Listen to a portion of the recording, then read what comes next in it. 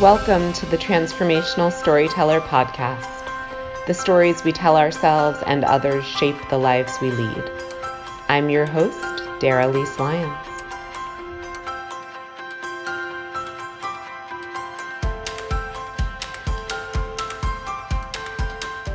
Welcome to another episode of the Transformational Storyteller Podcast. Today, I'm excited to welcome Kirstin Day, who has come through tremendous adversity to create a life for herself that is really something that's inspiring and beyond powerful. And so I won't tell you too much of her story. I will let her do that for you. But I'm excited to welcome her and to hear more about her path from tragedy to triumph. My name is Kirstin, and I'm so excited to be here today to share a bit about my story. My story begins at a very, very young age. Starting at age 5, I can remember having feelings of anxiety that we couldn't quite put a finger on. And when we went to talk to doctors about it, I think that at that time, certainly it wasn't as well known what the symptoms were. So growing up, I did happen to have a bit of depression going on also. And starting at a very young age, I remember having very high perfectionist tendencies. So if it was good, it was not good enough. And if it was terrible, it was tragic. And I think that not being able to differentiate between trying my best and doing my best and it never being good enough was the beginning of a spiral that started in 8th grade. I was at a point in my life, even at that young age, where I decided that sadly I really hated myself, and the depression had definitely kicked in and was very powerful at that time. Again, it wasn't really all to the surface yet, so my family didn't know exactly what was going on, but I did decide at that time that I was going to take out the feelings that I was having on my body, and unfortunately decided that I wanted to change myself, and I was going to do anything I could to do that, and I started with restricting my food. And that began a 6-year struggle with anorexia, depression, primarily, and anxiety. And even from that very young age, I think that I felt like no one really understood what I was going through. And although I could talk to my family about it, it wasn't something that they truly understood. So although they were very concerned and did everything that they should have done to get me the outpatient treatment that I needed with various doctors after school on a consistent basis, it was unfortunately too powerful, and I spiraled out of control in my eating disorder in the hopes to control how I was feeling, when in reality I couldn't do that. And this continued through high school until I was a senior on a vacation with my family, and I was not permitted to ski because we were trying to weight restore my body through all of the doctors that I was going to. And I noticed that things were just escalating quite quickly to being really unhappy to all of a sudden despair. And I think that I felt as though, the depression had really escalated, the anxiety had really escalated, I wasn't sleeping, I wasn't able to get out of my own head kind of thing. And before I knew it, I was in a very detrimental psychological state. And this went on for a few days and culminated with actually being back at home and having something that tends to happen when people starve themselves, not always the case, but sometimes with anorexia, you can experience an auditory hallucination, which is what happened to me. And the auditory hallucination was, this is the end.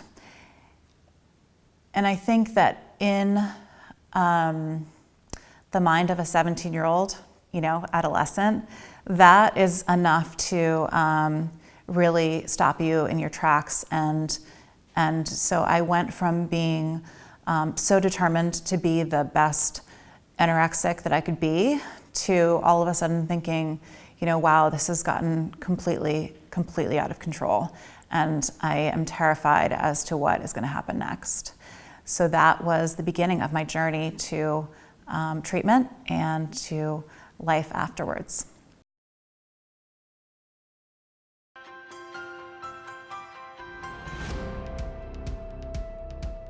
One of the things that Kirstin and I have in common is that we are both proud alumni of the Renfrew Center in Philadelphia, and the Renfrew Center is one of the nation's leading experts on eating disorders. They're helping women all throughout the nation to get hope and healing from seemingly unstoppable patterns of self-destruction and pain. The Renfrew Center has been around since 1985, and they are the nation's first eating disorder treatment center. So if you or a loved one or friend or just anyone in your life is struggling with self-destructive patterns of eating or not eating, or exercise, or any one of a multitude of symptoms that is really painful and punishing, contact the Renfrew Center at 1-800-RENFREW, RENFREW, 1-800-RENFREW, or go to www.renfrewcenter.com and contact them, because they want to help, and they've helped me and they've helped Kirstin, and I can't wait to hear more about her story. And I really, really hope that anyone in your life who is suffering gets help, because I know that it's possible.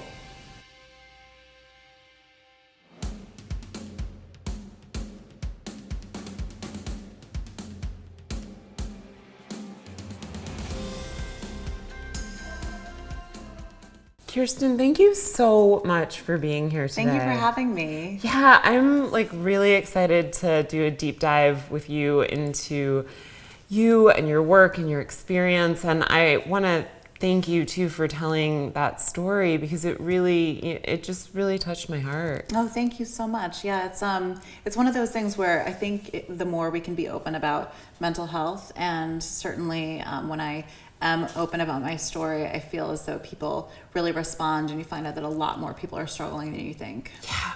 Well, and I think it's really important that when you started your story, even though, we are being sponsored by the Renfrew Center and we are going to talk about eating disorder, that really the origins of the pain that led to the eating disorder preceded the eating disorder. Right. And, yeah. What people don't typically understand, certainly with anorexia specifically, but eating disorders in general, it's not a diet gone wrong. You know what I mean? It's a psychiatric and psychological illness. It's not something that people are just doing for attention. There are roots to it that are very much grounded in depression and anxiety and other comorbid issues that people are having. So I think that is misunderstood, unfortunately. Yeah. And I think that, having some sort of event in your life or a situation that happens can just kind of drum up all of the eating disorder behavior, but really,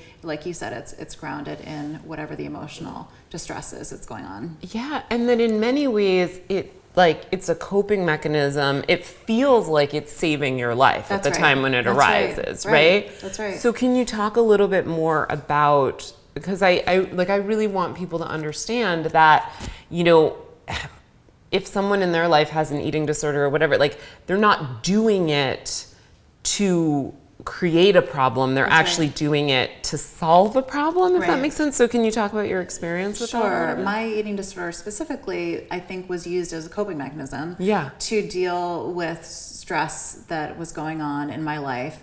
I think, as adolescence is difficult for everyone, mine was for me, and there were some things going on, in my family that were difficult that we were dealing with, and my perfectionist tendencies and my predisposition to these types of thought patterns were kind of setting me up anyway. For a challenging, I think, adolescence. And so, once I decided that I was going to start the behavior, it was a choice at first, but then it became my way of life. It became a part of me. It became something that I really had no control over, and it wasn't a choice anymore. It truly felt like I couldn't stop the behavior and the ritualistic eating, and it just felt like, try as they might with my parents and my doctors and things of that sort, they couldn't get me to turn it around, and that was the really scary part. And you couldn't get you to turn it around. Couldn't. Yeah, and I so relate to that. And also in your story, you were talking about like the self-hatred. Absolutely. And for me, that is something that I really drove my own eating disorder behaviors and a lot of other behaviors that I had.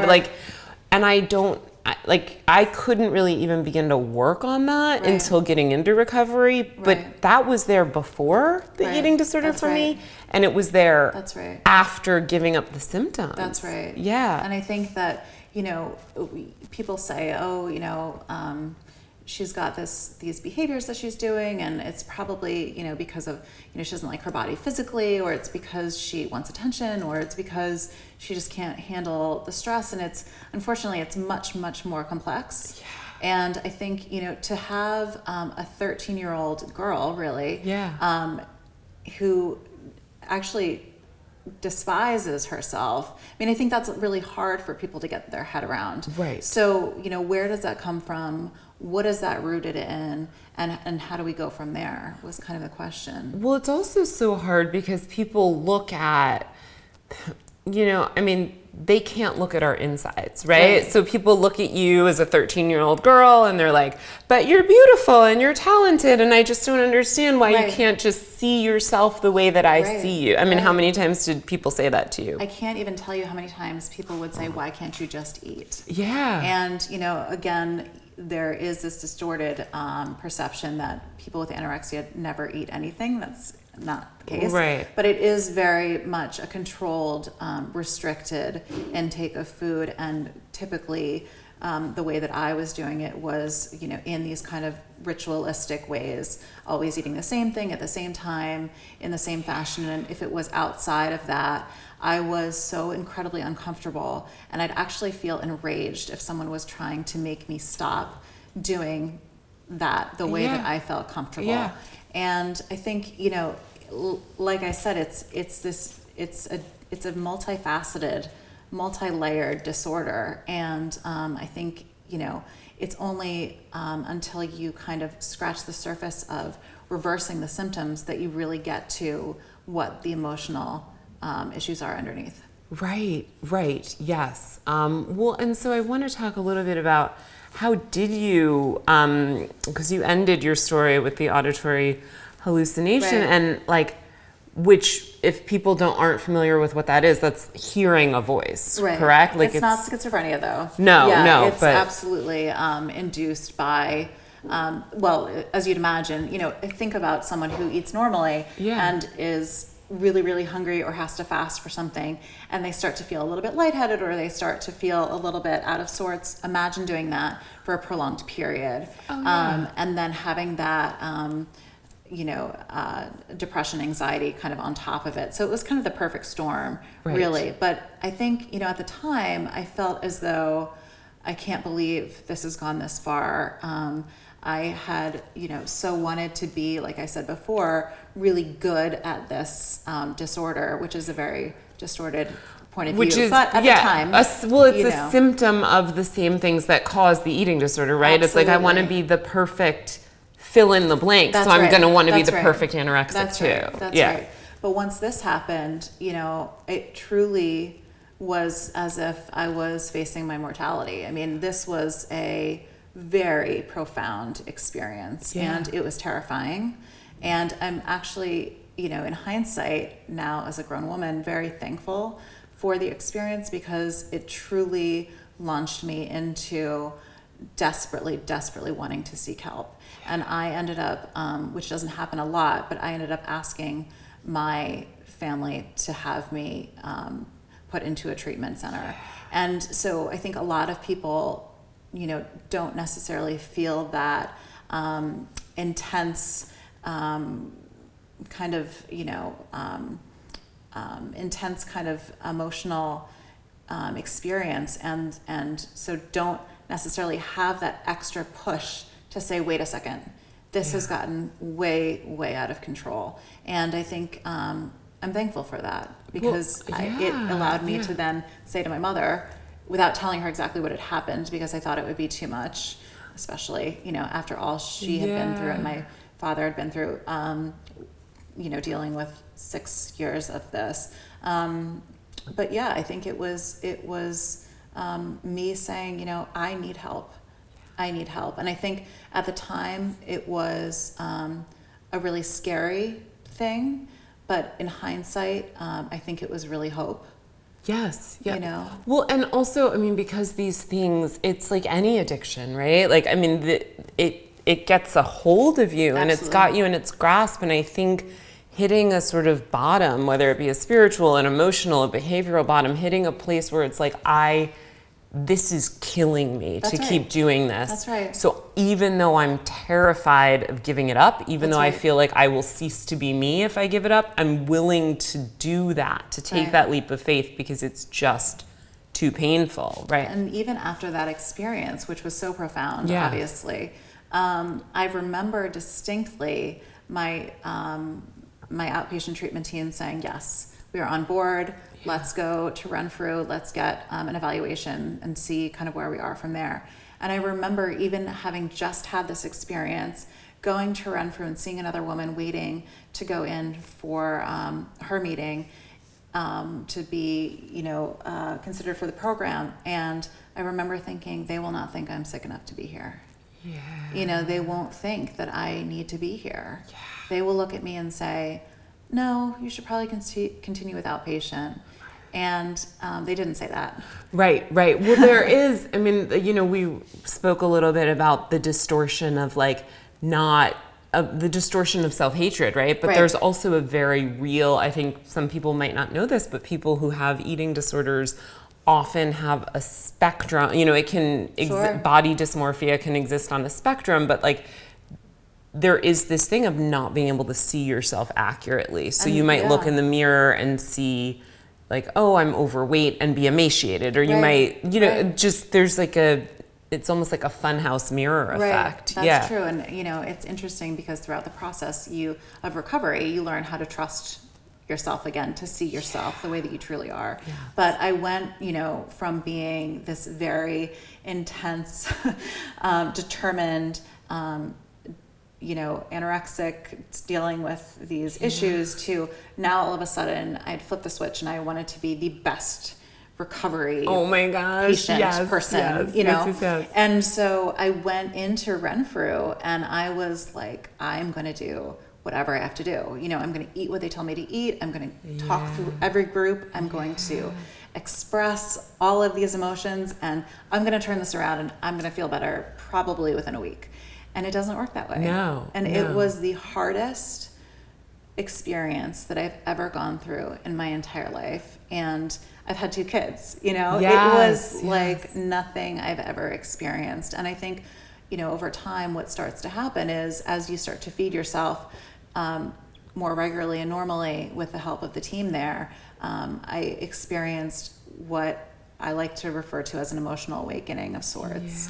And my emotional state, which had actually been incredibly numb and kind of void of feeling for years because the eating disorder had pushed that all away, all of a sudden it all rushed in, and now I'm faced with the emotion that's the cause.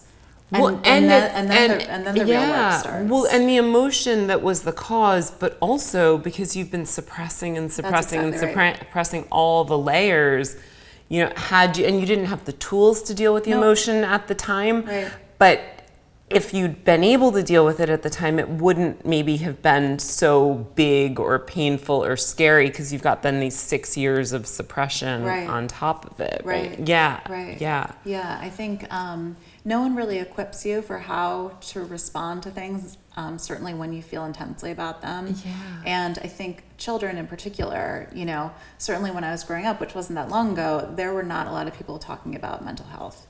And so, it was, you're a little upset, but it'll be okay. And certainly there was no reason to be alarmist about things. But at the same time, I think that now with my own children, I am watching and listening and thinking, what are you really trying to tell me?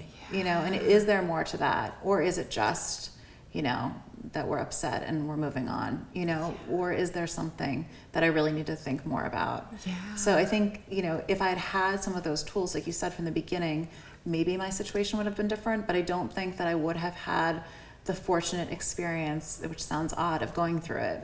I mean, I think it is. It's sort of blessing in really disguise. Is. And it really equips you. I mean, having to go through any sort of horrific mental, emotional, behavioral addiction sort of recovery, it really does then equip you with the life skills to be able to handle adversity difficulties. So I want to hear, you were really young when you got into recovery. Yes. I, maybe was like a decade behind in terms of that. But so what was that like for you? Because I feel like then you went into high school and college and all of that sort of recovery. I went inpatient for the second half of my senior year. Okay. I went through the whole run-through program, and there are various levels of the program, as you know.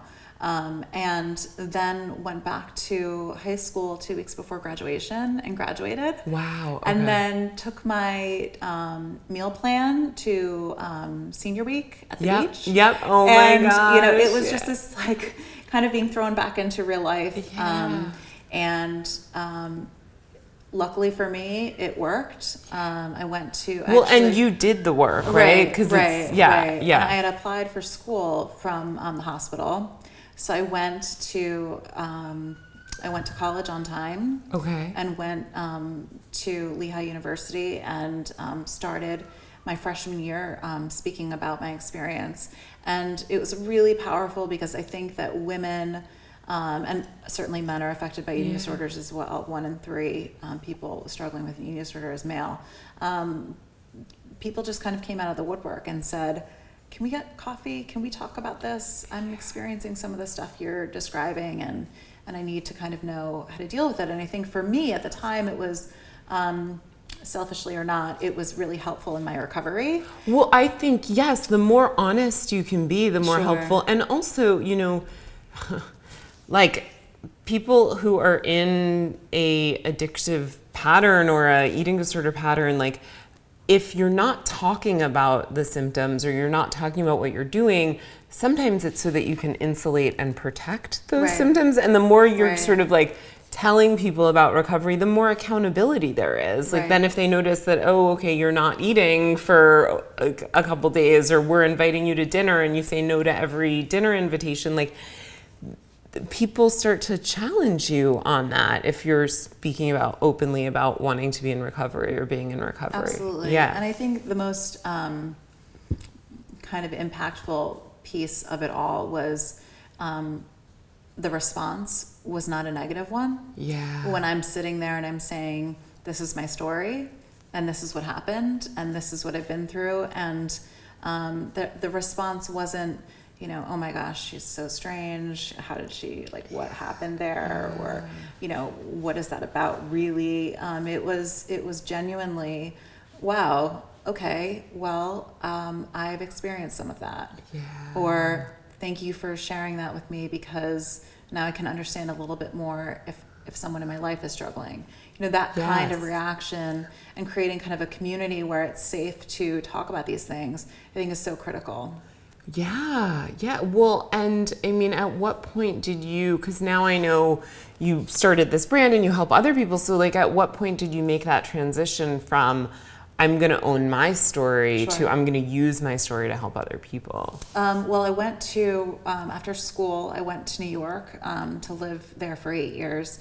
And I started a career that I'm still participating in actively in the fashion industry. But as I was doing that, my daughter was born 6 years ago. And I found myself, after she was born, certainly first of all, going through pregnancy as someone in recovery is an interesting experience to begin with. Yes. But getting through that and having this incredible opportunity to be a mom, I just felt like there was definitely something missing. And I felt like I just needed to be doing more with educating about certainly eating disorders, but also depression and anxiety, and talking about, more openly about what had happened with me. And I just felt kind of like this was my duty to do this, and that is where Strength is Beautiful was kind of born.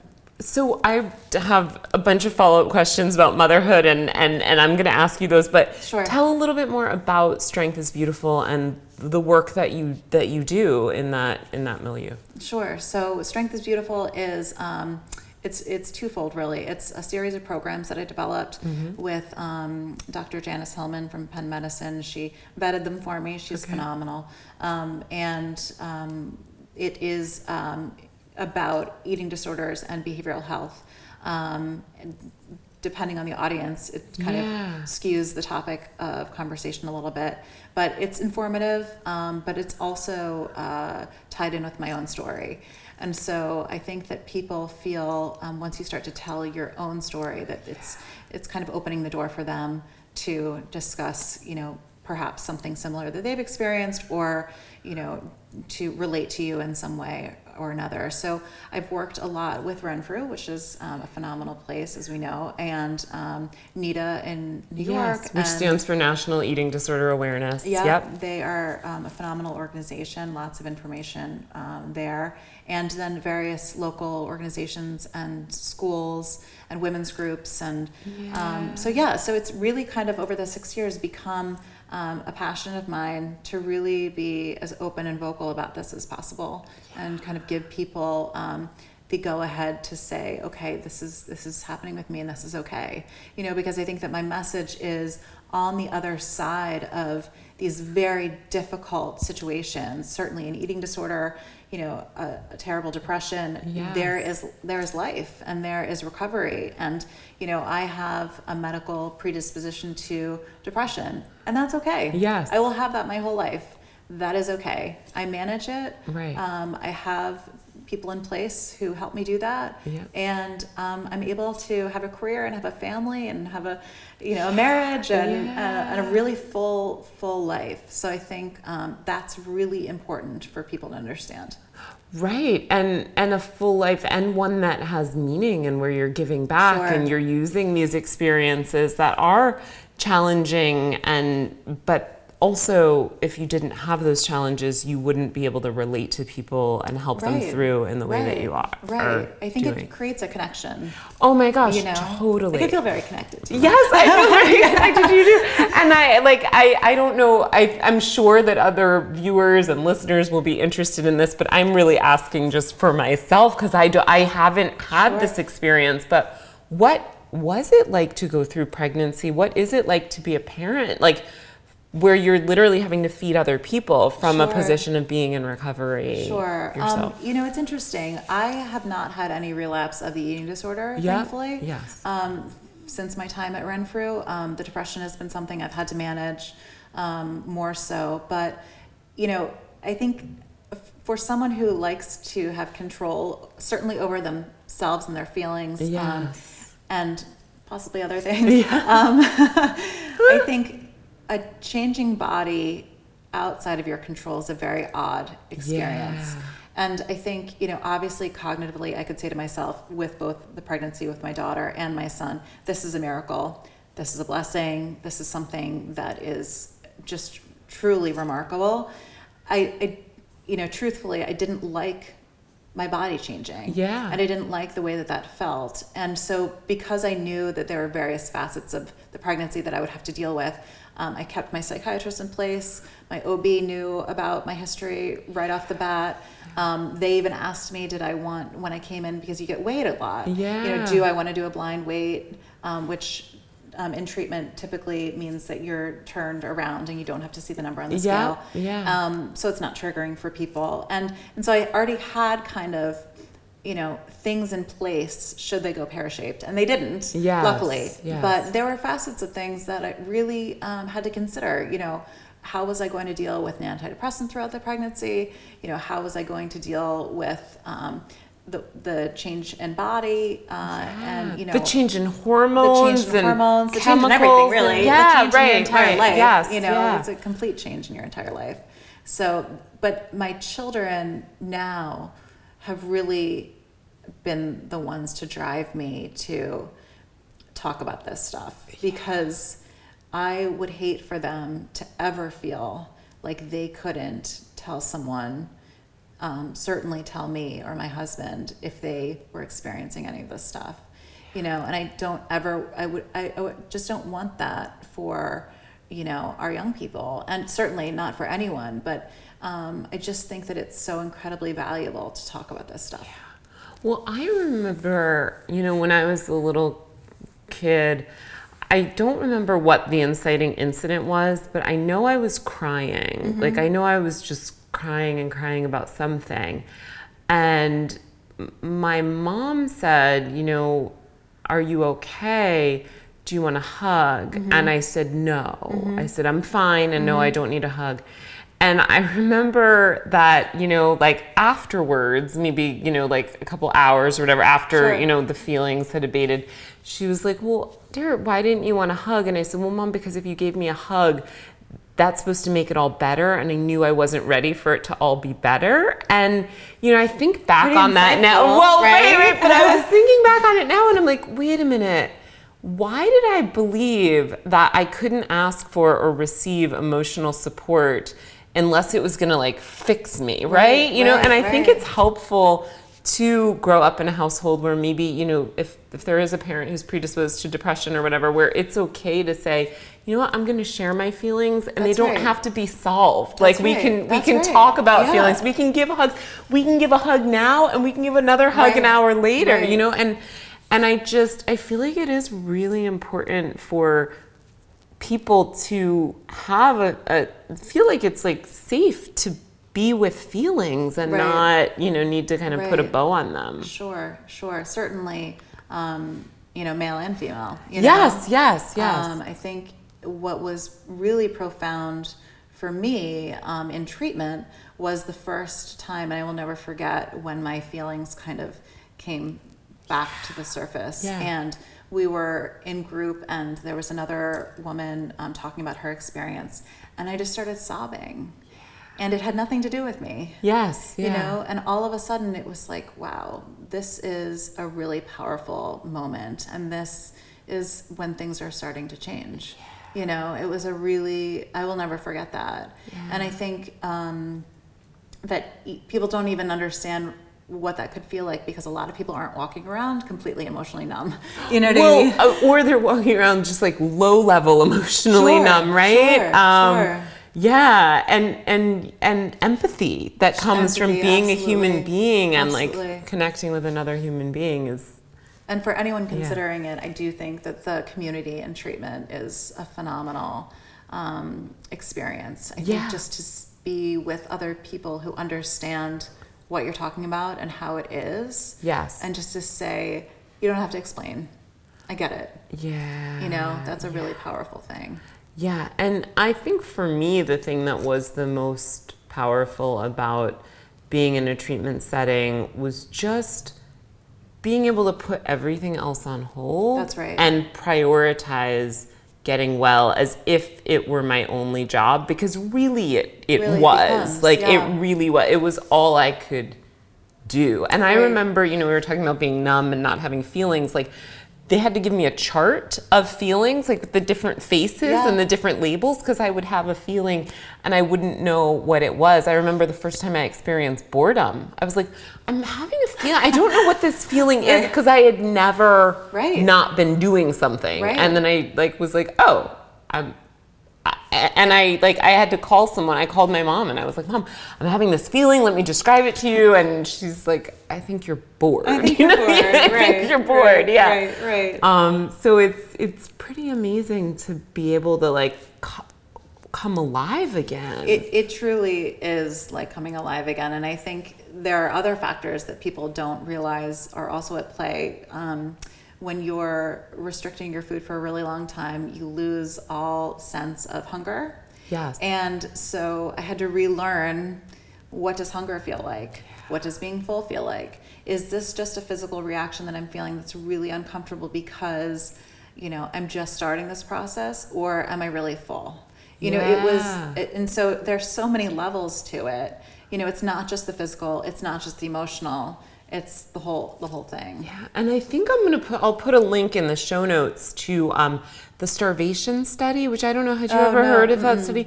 So essentially, I believe it was in World War II, during World War II, they gave a number of men the opportunity to, instead of enlisting, to participate in a study where essentially they were food deprived. They were starved for a period of time to see the effects of starvation. Not fun. No, it was not fun at all. And at the same time, the findings were remarkable because what they revealed were that a lot of like the effects of starvation, or the effects that people with eating disorders go through on a regular basis, like feeling, disconnected from the world, feeling cut off, feeling, having exhaustion. Exhaustion, lying about food, having cravings, hiding food, sabotaging relationships, things that like are a direct result of the behaviors that people with eating disorders do. But some people actually went insane, had nervous breakdowns. One man tried to chew off his finger. I mean, it was devastating. People were having hallucinations. And it really just goes to show, and these were all people who were completely normal around food and had no, I mean, they'd been pre-screened, so they didn't have a predisposition to anxiety or depression or all of that. But it really goes to show just like how the consequences of the behaviors are devastating, and those behaviors are layered on top of pre-existing mental and emotional issues. So I think reading that kind of study, or just understanding what's going on inside the body of someone who's struggling with this, it helps to like take away some of the stigma, or some of the like trying to figure out, well, why are you doing this? And trying to like logic with people, because it's really like they're fighting biology, biochemistry. Your body needs food, right? Yes. And I think anytime you're manipulating, whether it's with restricting or binging and purging or binging, I mean, whatever, or even over exercising or, orthorexia, where, the focus is more on living a healthy lifestyle. I think your body is supposed to respond to hunger cues. Yes. So, what I talk about a lot is we are the way that we are because of genetics and because of metabolism. And if you try to manipulate that, you're going to have, these negative effects. And I think that it's so much more valuable to listen to your hunger cues and eat intuitively, which means, when you're hungry, and stopping when you're full, rather than trying to, manipulate it. Because in the end, the result is not going to be, worthwhile. Here we are to say today, like, this is not a good experience. No, it's a horrible experience. And I think it's important, you brought up intuitive eating, and I try to practice that and practice intuitive living and all of that. And at the same time, for me personally, like I needed a period of mechanical eating. I needed a period and you too, you mentioned going to spring senior break or whatever, with your meal plan, that there is a time when it isn't natural to trust oneself because the cues are so skewed. That's right. That's exactly right. It's a relearning of things going through the treatment process. Yeah. So speaking of learning and educating people and getting the message out there, I want you to tell a little bit about, how if someone does want you to come and speak to their organization or group, like how can they arrange that? That's great. Yes, so we are on Instagram and Facebook. Yep. And certainly, if anyone is interested in a program, that's wonderful. But I've also had people reach out just about personal questions that they've had. So all is welcome, and it's strength_is_beautiful_ at on Instagram, and Strength is Beautiful on Facebook. Okay, that's wonderful. And I like to ask all of my guests who come on, because this is a podcast about stories, transforming through stories, and how their stories have transformed over time. I think every story has some sort of moral, some sort of lesson, some sort of theme or message. So if you had to sort of choose a message or a theme for your story, what would you want people to take from your story? I think that despair can turn into hope, and hope is a real thing. Yeah. I think that hope is something to hold on to, and it's real. And I think that you can get through very difficult things and go on to live a life that you should be living. Thank you so much. Thank you for having me. I really enjoyed it. Oh, I enjoyed it too. And I'm really, I'm hopeful that some of our viewers and our listeners will reach out to you, because you are so beautiful and so strong. And your story is such an inspiration, and you're real about it. You're not pretending that life is perfect, but there is a whole lot of hope to be had and a whole lot of connections to be made. Absolutely. Yeah, thank you so much. Thank you.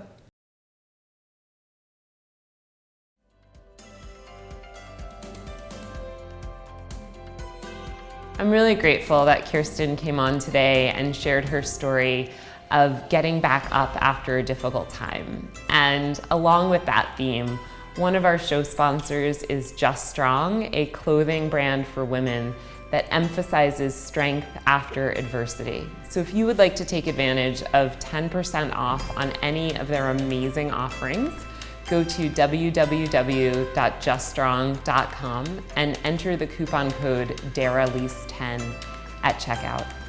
Thank you for tuning in to another episode of the Transformational Storyteller Podcast.